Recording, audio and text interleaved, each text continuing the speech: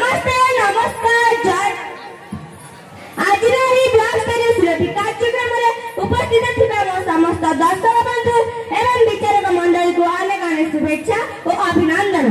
हाँ दर्शक बंधु, जगन्नाथ संस्कृति रे परिपूर्ण आमर एही पवित्र जगन्नाथ धाम विश्व दरबार रे प्रसिद्धि लाभ करथिबा लोककलार राज्य ओडिशा आउ ताहारी मते नीलकंठर रे विराजमान करथिबा सोलकलार ठाकुर महाप्रभु श्री जगन्नाथ कोटि कोटि जुहार। सुंदर गीत दिए भारी हृदय अपूर्ण